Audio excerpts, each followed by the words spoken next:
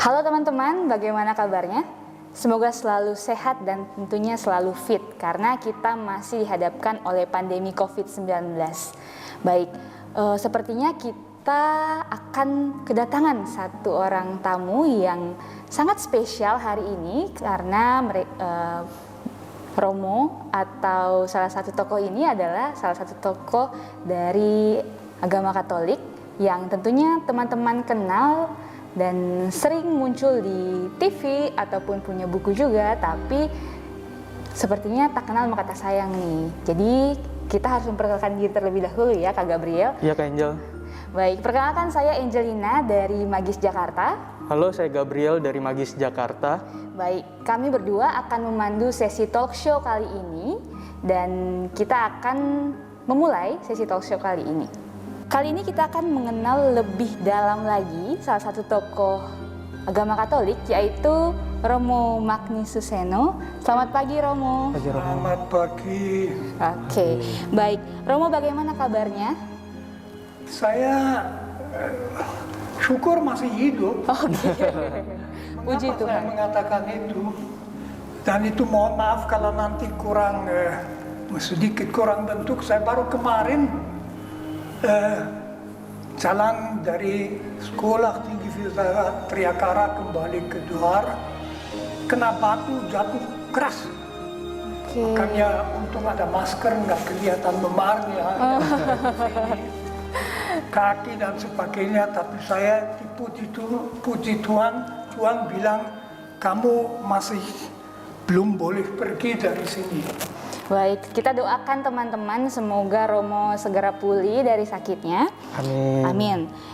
Baik, kita merasa beruntung sekali ya. Ya, beruntung sekali Kak Gabriel, Angel.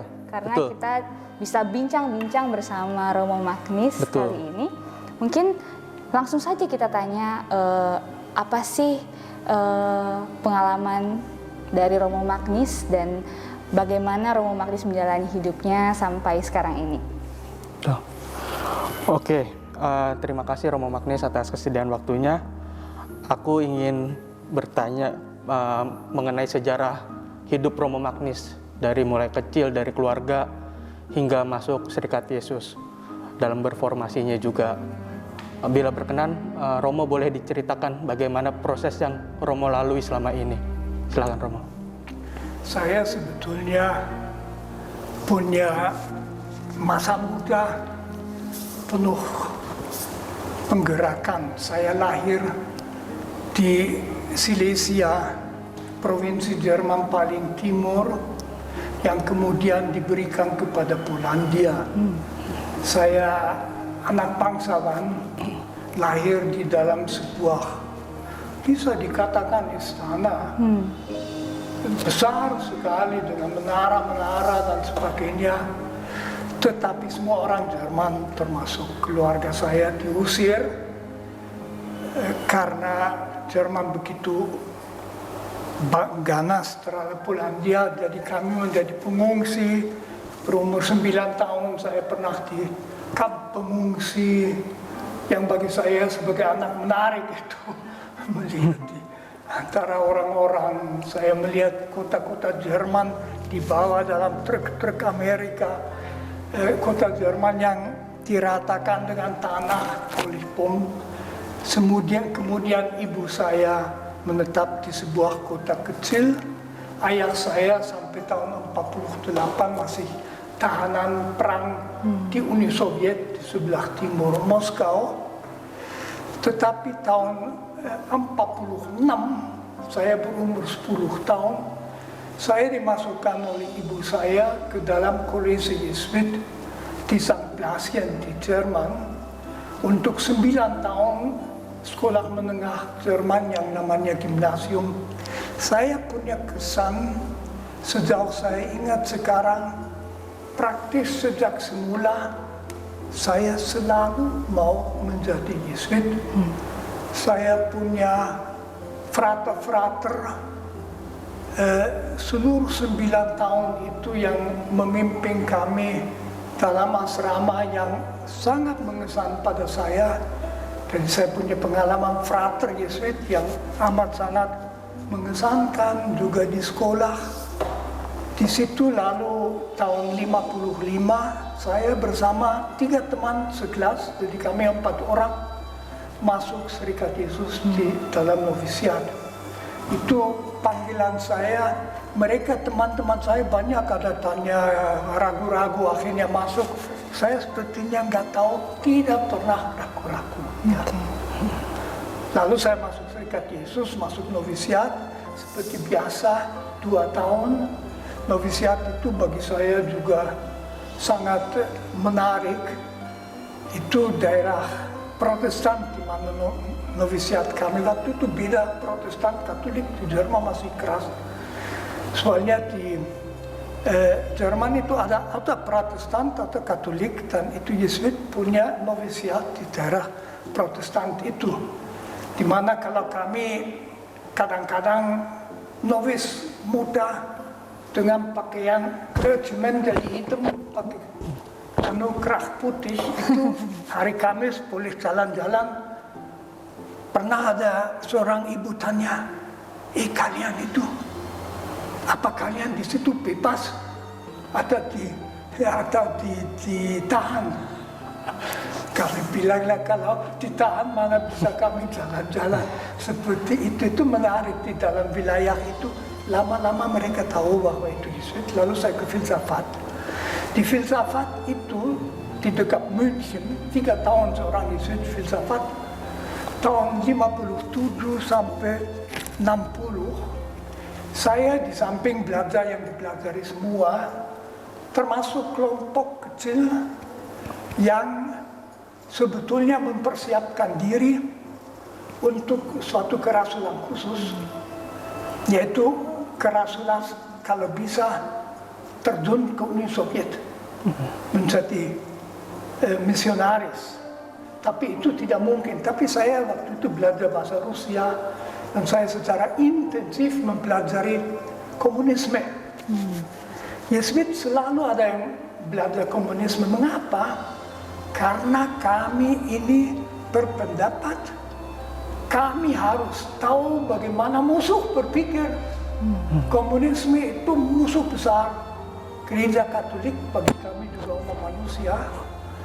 Nah, di tahun terakhir di München itu, di Pullach itu, saya merasa saya sudah agak ahli dalam hal komunisme. Saya merasa Yesuit Jerman yang diakui internasional sebagai ahli Marxisme, komunisme, Leninisme itu sudah banyak. Padahal ada beberapa Yesuit Jerman yang sementara itu ke Indonesia menjadi misionaris, misalnya Pak Hama. Nah, mereka menulis surat yang bagi saya amat positif. Jadi mereka semangat di situ. Di situ saya lalu belajar Indonesia itu ada bahaya menjadi komunis. Itu di Indonesia sendiri mungkin tidak disadari, di luar negeri, di Jerman mereka merasa itu Indonesia itu terus ke arah komunis. Mungkin baik saya pikir Yesuit punya ahli teori komunisme, gereja Indonesia punya ahli teori komunisme. Jadi saya lamar pada Pater Jenderal di Roma untuk dia kirim ke Indonesia untuk memperkuat, katakan saja, gereja. Dipenuhi, lalu saya ke Indonesia. Jadi Yesuit di sini saya tentu menambah pengalaman itu mungkin juga menarik. Kami Yesuit misionaris itu yang Jerman itu ditempatkan di Giri Sonto, dekat novisiat, dekat juniorat. Waktu saya masuk di situ, Tarmo Yuwono jadi junior, kemudian kardinal Tarmo Yuwono. Nah, kami di situ belajar bahasa Jawa, dan saya harus mengakui saya agak jatuh cinta dengan budaya Jawa yang saya lihat. Banyak kenal itu sangat membantu saya. Saya lalu tidak lagi berpikir komunisme atau sebagainya. Tapi saya merasa kok gereja Indonesia itu penting, saya mau tetap di sini. Misionaris Yesuit biasanya juga tidak untuk kemudian kembali. Maka sesudah saya memenuhi syarat tahun 68, saya pertama kali bisa kembali ke Jerman ikut tersiat. Tersiat itu bagian terakhir formasi Yesuit. Itu saya dapat di Jerman. Tidak lengkap. Di Roma saya kira tidak tahu, tapi saya dipanggil kembali oleh provinsial Romo Sunario untuk memulai sekolah tinggi filsafat Triagara. Sebetulnya saya bulan Maret tahun 69 masih harus di situ, tapi Romo Sunario menulis kamu kembali saja. Lalu kami tanggal saya kira 2 Februari memulai STF Triagara di Jakarta. Saya ikut di situ. Lagi suatu rahmat dari Tuhan, dan lalu saya memenuhi semua syarat untuk menjadi warga negara Indonesia tahun 69 itu, tetapi butuh 8 tahun sampai akhirnya dapat. Saya dapat tahun 77. Untung ada seorang hakim yang membantu saya terus. Saya menjalankannya sendiri, tidak pakai calo dan sebagainya. Saya sering tanya sama calo-calo, kalau saya disuruh bayar itu banyak atau tidak. Mereka bilang yang Romo bayar itu kami bayar 3 kali lebih banyak. Jadi akhirnya tahun 77 saya menjadi warga Indonesia. Tentu yang bagi saya paling mendukung perasaan, entah benar entah tidak, bahwa saya di Indonesia diterima baik. Saya mencoba apa saya akan menjadi beban bagi Indonesia atau bantuan bagi Indonesia. Teman-teman termasuk Yesuit selalu bilang, kamu harus jadi orang Indonesia. Udah, tadi. Itulah. Iya. Wah, ternyata berliku sekali ya Kak Angel perjalanan Romo Magnis ini. Bagaimana kalau dari Kak Angel setelah mendengar kisahnya? Kalau dengar dari cerita Romo Magnis ya, Romo itu seorang anak keturunan bangsawan, berarti keluar dari zona nyaman. Tapi yang jadi pertanyaannya Romo, mengapa harus Jesuit Romo? Apakah ada gejolak batin Romo Magnis ketika Romo Magnis ingin memilih Jesuit dan memilih ke Indonesia? Tentu saja karena saya kenal dengan Yesuit. Jadi saya di Kolese itu mungkin selama setahun kami anak-anak paling 3 bulan tidak di Kolese, jadi 3 kali libur lalu ke rumah dan setiap hari ketemu. Sebelum saya ke sana, saya sedikit pikir menjadi Kapusin karena kenal gereja Kapusin di tempat itu, tapi begitu saya ke Yesuit, yang lain tidak menjadi alternatif. Saya juga tidak mau menjadi imam pada umumnya, saya mau menjadi Yesuit itu. Tertarik, selalu tertarik. Tapi Romo Magnis sangat tertarik dengan Jesuit dan kemudian masuk, setelah itu memilih ke Indonesia.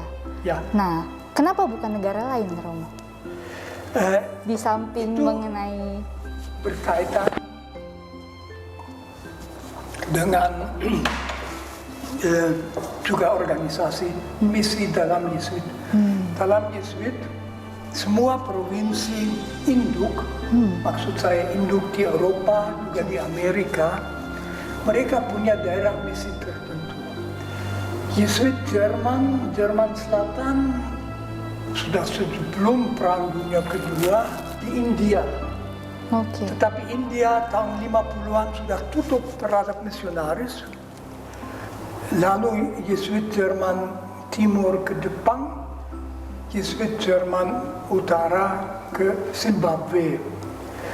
Provinsi saya lalu oleh jenderal diminta membantu misionaris Belanda, karena Belanda tidak mendapat visa sejak tahun 50. Karena hubungan Indonesia dengan Belanda tidak baik, Jerman dapat visa. Nah, karena itu saya bisa ke situ. Lalu Ya ternyata frater-frater kami yang pertama ke sini sangat semangat. Jadi itu membantu saya. Setelah dilihat pertimbangan yang sangat cukup besar ya Romo, setelah menjadi Jesuit, lalu menjadi warga negara Indonesia, tentunya sebuah keputusan yang sangat besar lagi. Lalu yang saya ingin tanyakan, apa yang membuat Indonesia begitu spesial di mata dan di hati Romo? Saya kira begini, itu bukan hanya Indonesia. Kalau kita memang mau masuk suatu bangsa lain, mulai berkenalan dengan mereka, juga mempelajari sejarah dan segala macam, kita menjadi terpesona. Saya jadi terpesona dengan Indonesia, anggap Indonesia penting. Tentu perkembangan Indonesia yang saya alami, Soekarno, G30S, Soeharto, itu super menarik. Kadang-kadang juga ada kekhawatiran. Tentu saya bisa bayangkan, andai kata saya ke India, saya tidak akan pikirkan Indonesia, saya akan pikirkan India. India sendiri juga negara yang salah satu pusat budaya dunia. Tetapi saya tidak ke India, saya ke Indonesia.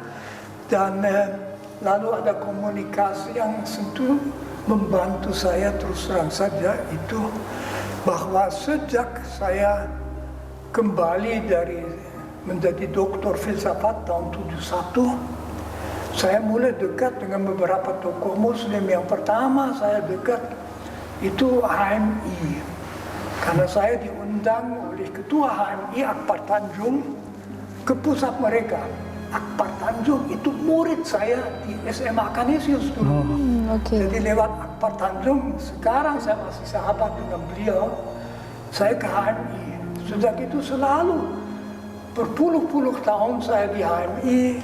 Setiap mereka ada kursus kader, misalnya di Bandung untuk se-Indonesia, saya biasanya diminta bicara. Lalu saya ketemu dengan Nurholis Majid. Saya terkesan dengan Nurholis Majid. Nah, saya waktu itu, katakan saja pengurus STF Triagara, sekretaris, saya langsung minta, Pak Nurholis, coba kami butuh dosen Islamologi. Mau. Jadi dia, Nurholis Majid, tahun 73 menjadi dosen di STF Triagara. Sebelum dia studi ke Chicago, tahun 75 dia ke Chicago. Sejak itu saya dekat dengan Cak Nur. Saya juga pernah ada kontroversi besar karena saya pernah protes dia. Tapi sampai akhir hayatnya saya dekat dengan Cak Nur, dengan istrinya Bu Omi. Kemudian ketemu, ya tentu saja Gus Dur. Yang luar biasa, Gus Dur saya anggap orang-orang paling berbobot, menarik, bagus yang saya ketemu dalam hidup saya. Tapi banyak tokoh Islam lain. Katolik tentu juga ada tokoh-tokoh yang bagus. Tentu juga Protestan. Jadi di Indonesia saya dapat anugerah ketemu dengan orang-orang yang terbuka, yang mengesan. Tentu bagi saya Islam itu paling penting. Saya berpendapat bahwa masa depan Indonesia akan tergantung dari Islam Indonesia. Kalau 87% masyarakat termasuk agama Islam, tentu Islam. Kalau Islam berdamai dan menyatu dengan Indonesia, kita oke. Kalau ada konflik, kita masalah. Nah, di situ Nurholis, Gus Dur, tapi juga Kiai Hashim Musyadi, Said Akil Siraj yang sekarang ketua NU, Pak Haidar Nasir, ketua Muhammadiyah. Saya bersahabat dengan mereka dan saya kagum dengan mereka. Saya lihat itu orang-orang yang mengesankan. Baik, sungguh luar biasa perjalanan spiritual Romo Magnis, sudah menjalankan spiritual Ignatian, memberi berkat untuk banyak orang, kemudian membangun relasi terutama di Indonesia, Romo ya. Baik, jika dilihat teman-teman, tentunya banyak sekali aktivitas yang kita dan tentunya Romo Magnis jalani pada masa pandemi COVID-19 ini. Tentunya beradaptasi dengan pandemi COVID-19 ini juga tidak mudah karena kita juga harus menyesuaikan aktivitas kita saat ini dan aktivitas kita dulunya yang offline. Baik, pandemi COVID-19 ini sudah hampir 2 tahun melanda dunia, Romo Magnis. Apakah ada fenomena baru atau gejala baru yang Romo tangkap dari pandemi ini dalam kehidupan masyarakat dan keagamaan, khususnya dalam gereja Katolik, Romo? Mungkin saya menyebutkan dulu, COVID itu saya anggap satu dari 3 tantangan kalau mau ancaman terbesar umat manusia di tahun-tahun mendatang. 3 ancaman itu dalam pandangan saya itu sebetulnya yang pertama artificial intelligence yang akan berkembang dalam industri 4. Yang kedua adalah keamrukan alam. Jadi kemungkinan itu, yang ketiga itu COVID. Jadi teman-teman saya berumur 85, saya tidak akan mengalami ini kecuali COVID. Tapi Anda akan mengalaminya. Artificial intelligence dengan kemungkinan kediktatoran algoritma, di mana segala pilihan yang mau kita ambil sudah ditentukan oleh algoritma, suatu logika yang mungkin dikendalikan oleh 1-2 orang atau kelompok orang jauh di tempat lain, mungkin bahkan oleh artificial intelligence sendiri. Apa kita masih bisa sebagai manusia menentukan sendiri? Saya pernah mengalami, saya menulis di Google, mau menulis kalimat bahasa Inggris, 5 kata.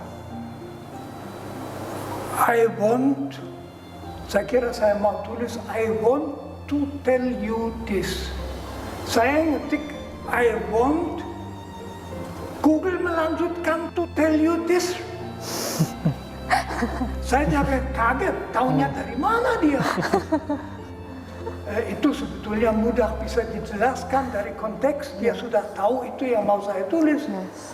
Itu nanti semua pemilihan, milih teman, milih buku, milih makanan, dia sudah tahu iklan yang cocok dan sebagainya. Anda bagaimana bisa menjaga kepribadian diri Anda sendiri, termasuk relasi dengan Tuhan. Bisa juga dibayangkan orang yang di dalam internet muncul sebagai skeptis terhadap Tuhannya, he is fed news against Tuhan. Ya toh. Jadi itu lalu dengan hanya yang negatif dan sebagainya, tantangan.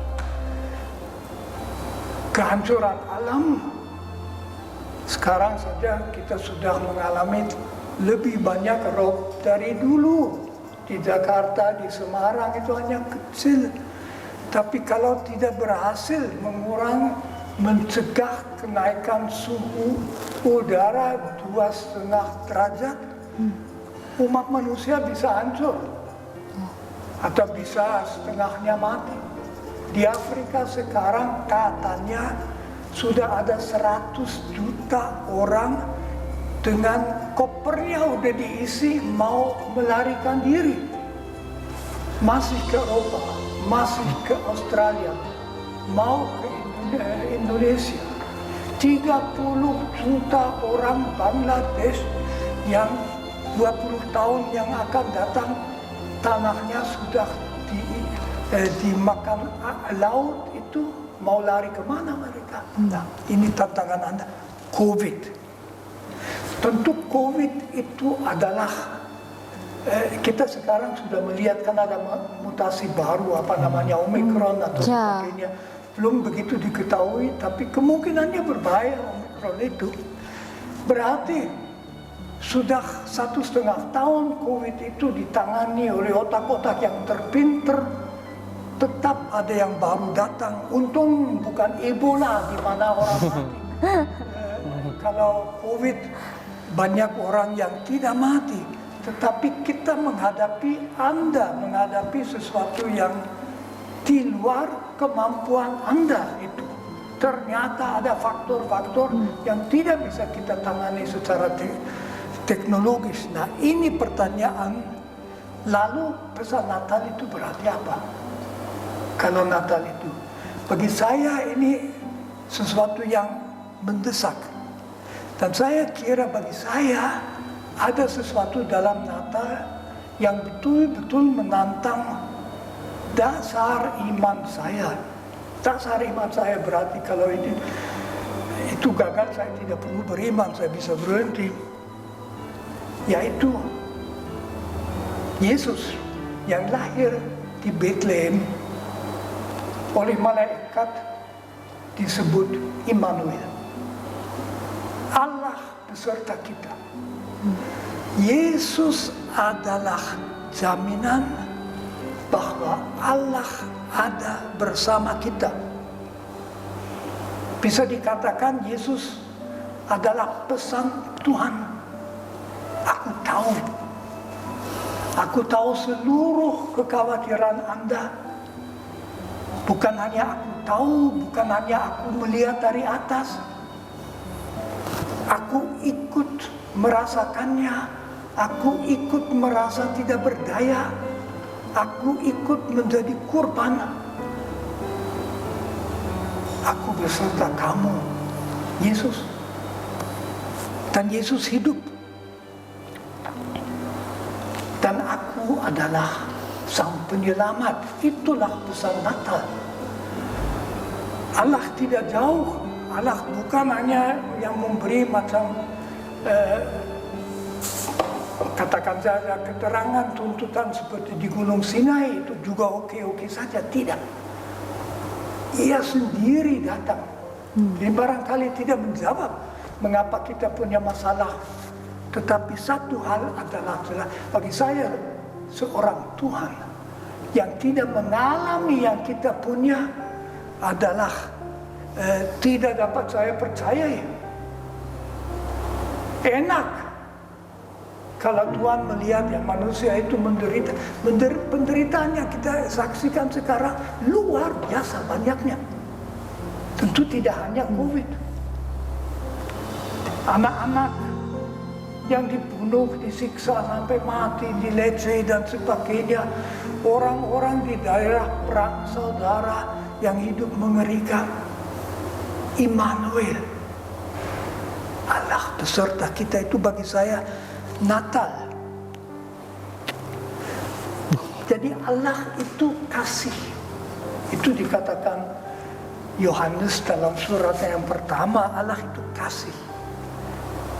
Coba bayangkan, bagi saya di hari tua itu juga membantu, karena saya merasa sering amat sangat sebetulnya akan mengecewakan Tuhan. Ya, saya bukan orang yang melakukan kejahatan-kejahatan, tidak membuat saya merasa aman karena saya beri banyak kesempatan. Tetapi aku tahu Tuhan mencintai aku, mencintai kalian, Anda masing-masing secara pribadi. Kita kan tahu, kalau kita betul-betul mencintai seseorang, hati bergerak, hati ada sama dia. Kalaupun dia tidak begitu baik, kita bersama dia. Allah adalah mencintai kita. Itu memberi Natal begitu banyak arti bagi saya. Baik, Romo. Wah, ternyata kita diajak untuk kembali merefleksikan Tuhan ya Kak Angel. Betul sekali. Secara dekat oleh Romo Magnis. Oke, lalu secara khusus Romo sebagai Jesuit, bagaimana pandangan Romo mengenai Natal tahun ini yang mengangkat tema cinta kasih Kristus yang menggerakkan persaudaraan? Ya, saya kira itu justru aktual karena COVID.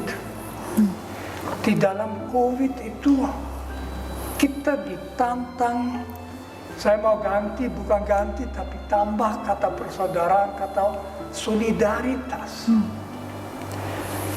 Bahayanya COVID itu memang COVID itu bisa membunuh orang kaya dan orang miskin. Dan banyak orang kaya juga mati. Tetapi ada perbedaan besar. Mereka punya duit banyak, ya tetap masih bisa hidup enak. Tapi orang kecil banyak sekali yang hancur dan sebagainya. Di situ kita di Natal ditantang menunjukkan bahwa mereka betul-betul saudara kita. Bahwa kita ini solider dengan mereka, bahwa kita sedapat-dapatnya membantu mereka dan barangkali juga dibantu oleh mereka ya. Oke. Saya kadang-kadang merasa itu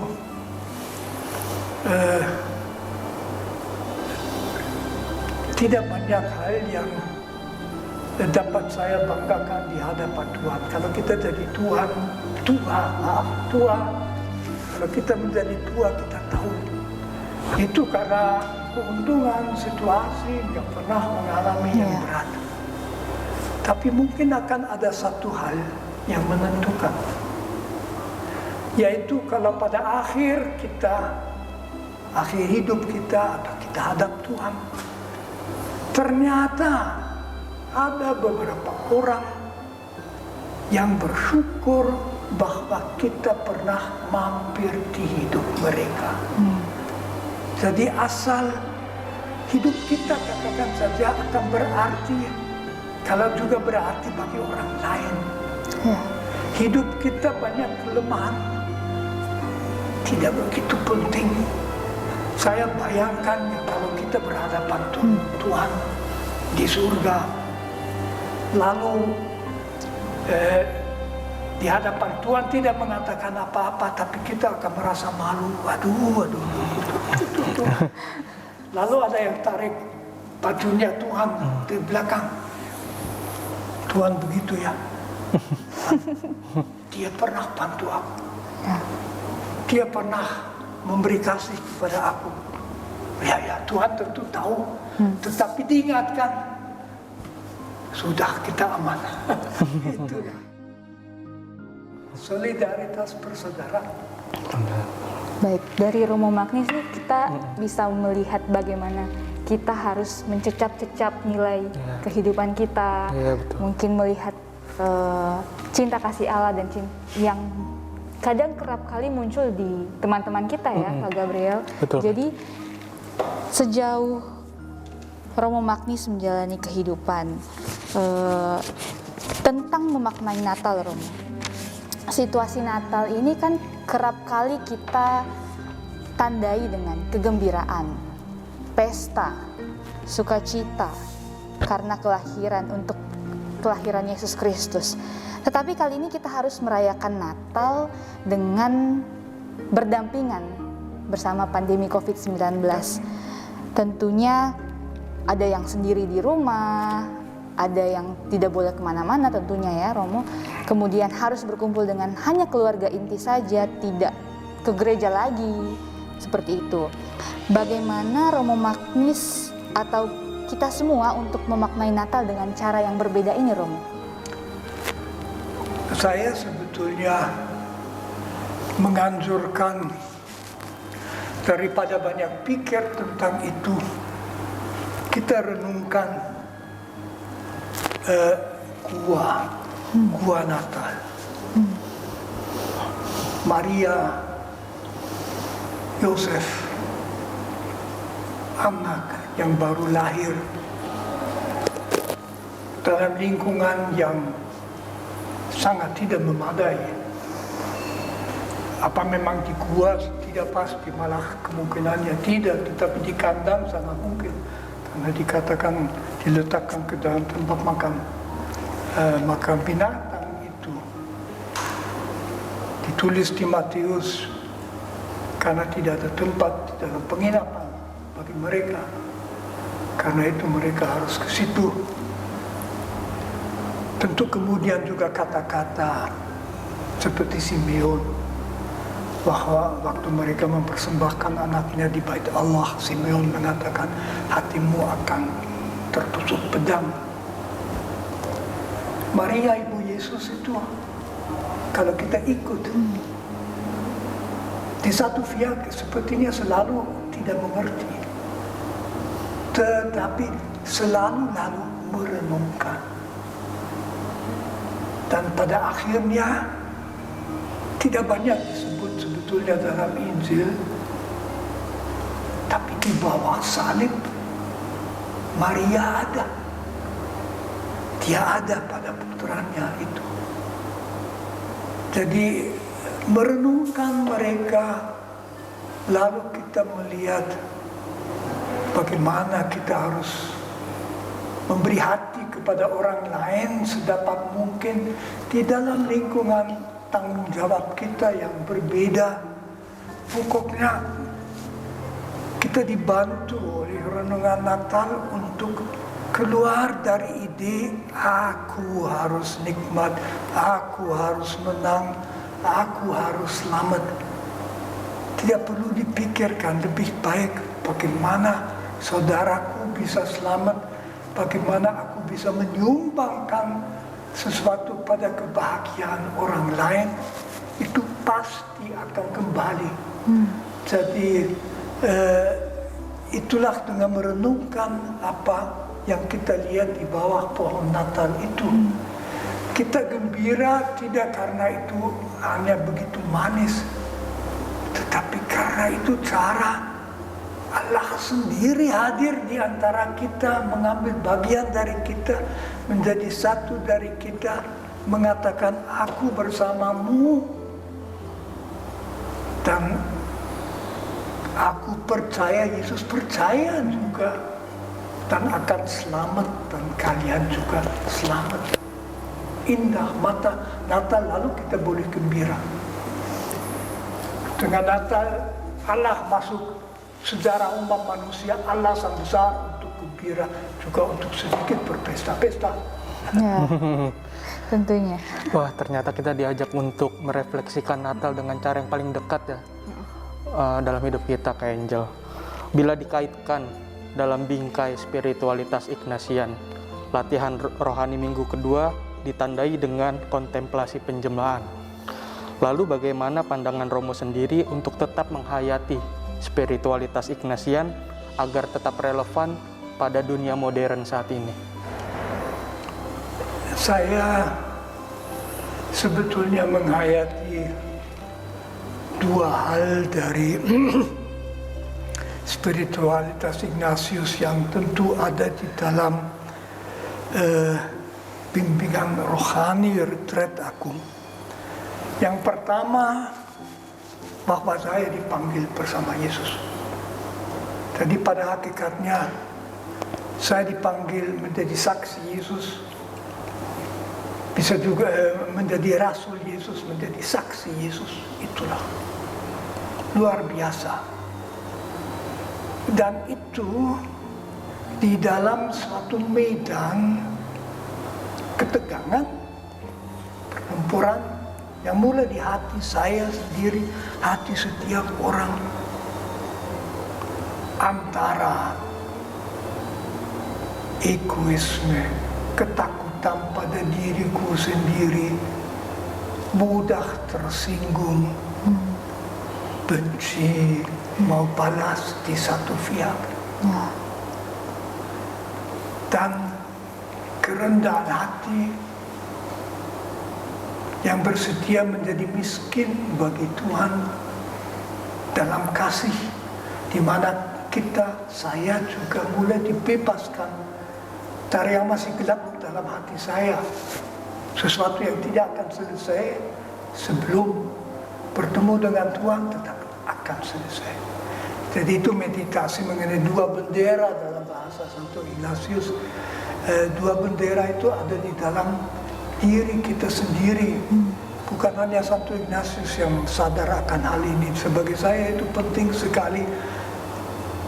Mengikuti Yesus, kita diselamatkan dari kepicikan kita sendiri.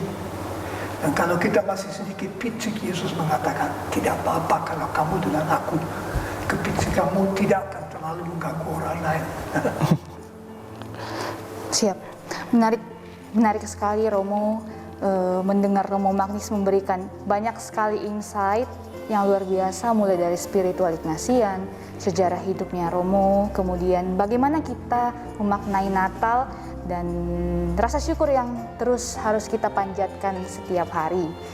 Baik, kalau Kak Gabriel, dari kita mendengar Romo Magnis tadi, apakah Kak Gabriel punya salah satu yang sangat menarik nih, gitu, dari Romo Magnis? Ya, kalau dari saya sendiri setelah mendengar cerita dari Romo Magnis, tentunya kita sebagai orang muda juga diajak untuk terus berbela rasa dan berbangga sebagai warga negara Indonesia, bahwa kita adalah bangsa yang kuat. Tentunya di dalam berbagai tantangan, kita sendiri pun masih bisa berbuat untuk orang-orang terdekat dari kita. Begitu Kak Angel. Benar sekali. Kalau aku sendiri sih sangat tertarik ketika Romo Magnis tadi mengatakan bahwa tidak usah terlalu dipusingkan tentang COVID-19 ini. Mari kita bergembira untuk menyambut Natal, karena kita bisa berdamai, kita bisa bersuka cita dengan diri kita sendiri, dengan keluarga kita sendiri, seperti itu. Baik Romo, satu pertanyaan lagi Romo sebelum kita menutup sesi talk show kali ini. Apa pesan Romo untuk umat Katolik dan orang muda secara khusus yang akan merayakan Natal tahun ini, Romo? Pesan saya sebetulnya adalah bahwa kita menjadi manusia Yesus, manusia Indonesia yang adanya di dalam masyarakat Indonesia menguntungkan seluruh bangsa Indonesia. Jadi agar umat Katolik kita dapat dirasakan oleh bangsa Indonesia sebagai berkat dan dukungan yang baik, mengatasi segala ancaman kepicikan, perpecahan dan sebagainya, supaya kita yang tidak lebih baik dari orang lain, tidak usah kita sombong, tetapi Tuhan memberi rahmat bahwa kita orang-orang Yesus dialami oleh bangsa Indonesia sebagai dukungan kebaikan dan kepositifan. Itulah. Baik Romo, kita diajak untuk rendah hati ya Kak Gabriel ya, dari betul, Romo Magnis, dan bagaimana kita bisa menjadi berkat untuk Indonesia. Oke, tak terasa ya Kak Angel, kita sudah sampai di penghujung talk show kita pada kali ini. Terima kasih juga kepada Romo Magnis telah meluangkan waktunya di tengah-tengah kita untuk bincang-bincang bersama teman-teman dari Magis Jakarta. Dan tentunya seluruh Indonesia ya. Iya betul Kak Karena Angel. kita bakal tampil di sosial media. Betul. Jadi kita akan semuanya, jadi nggak Magis Jakarta aja. Baik Kak Gep, sepertinya belum afdol nih kalau kita belum mendengarkan ucapan selamat Natal dari Romo Magnis. Tapi syaratnya Romo harus menggunakan bahasa ibu Romo, jadi bahasa Jerman. Boleh Romo ya? Ya bisa ya. Oke. Silakan Romo. Untuk semua, ich wünsche Ihnen alle eine frohe, gesegnete Weihnachten. Baik, terima kasih Romo. Saya Gabriel. Dan saya Angel, undur diri dari hadapan teman-teman. Tuhan Yesus memberkati.